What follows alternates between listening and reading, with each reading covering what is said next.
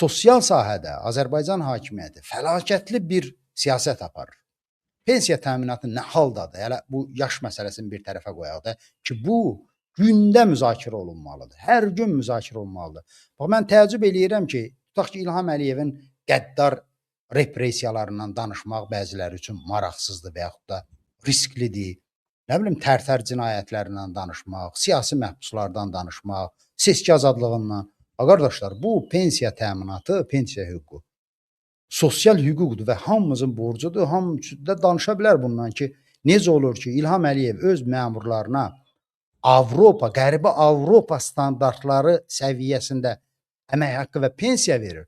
Amma qara cəmaat, səlahiyyəti olmayan cəmaatı salır 4-cü, 5-ci də yox, 10-cu geridə qalmış ölkələr. Bangladeşdən də aşağı səviyyədir. Mən yüngülvari araşdırma aparmışdım ki, Qərbi Avropada, Qərbi Avropa sözünü ona görə dönə-dönə vurğulayıram ki, ən inkişaf eləmiş ölkələrdir də, burada Şərqi Avropa ilə müqayisədə. Mən araşdırdım ki, məsələn, burada tutaq ki, büdcədən maliyyələşən həkimlə, müəllimlə, adi bir işçi ilə bir məmurun, dövlət postu tutan məmurun, deputatın əmək haqqısı arasında nə qədər fərq var? Ən yüksəyi, yanılmıramsa, Almaniyada oldu, Qənimət bəy, 7 dəfə idi. Yəni, Almaniyada bir müəllim, dövlətdən maliyyələşənlə danışırıq biz. 7 dəfə idi. Fransada 5 dəfə idi. O birisində 4 dəfə idi. O birisində 6,5 dəfə idi. Azərbaycan məni niyə təəccübləndirdi? Azərbaycanda bu fərq 17-19 dəfəyə qədər çatırdı. Deputatla məsələn, orta müəllim maaşı arasında. Orta məktəb müəllimi ilə, tutaq ki, bağça müdürü olsun və yaxud da büdcədən maliyyələşən ixtiyari bir işçini götürün. Onun əmək haqqı ilə bizim nazirlərin, deputatların əmək haqqısı arasında 17-19 dəfə fərq var. Bu dünyanın, bilmirəm Azərbaycandan başqa hansı bir ölkəsində mümkündür. Bu anormal bir şeydir. Bu, sosial təbəqələşmənin, ədalətsizliyin ən bariz nümunəsidir.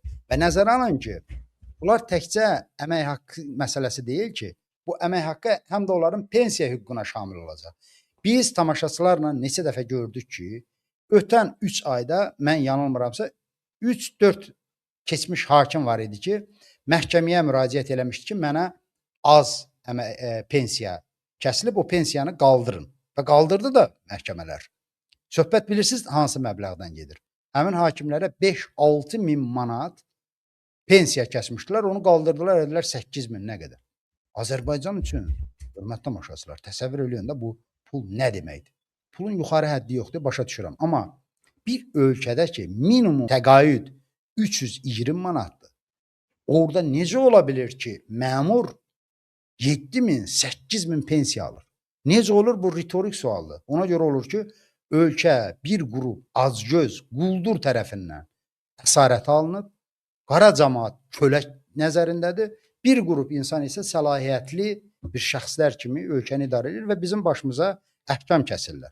O adamlardır ki, bizə qanunları, giz-giz qanunları qəbul edirlər, istər pensiya ilə bağlı, istər əmək haqqlarla bağlı, istər cərimələrlə bağlı, istər vergilərlə bağlı və ağıllı da bizə o adamları müdrik insanlar kimi, cəmiyyətin bilicisi kimi təqdim edirlər və belə təəssürat yaradırlar ki, hə, bax, bu müəllim deyirsə, danışırsa, deməli, ağıllıdır da bir şey bilir. Onu bilməliyik ki, o aldığı yemə, yala uyğun onu danışmalıdır.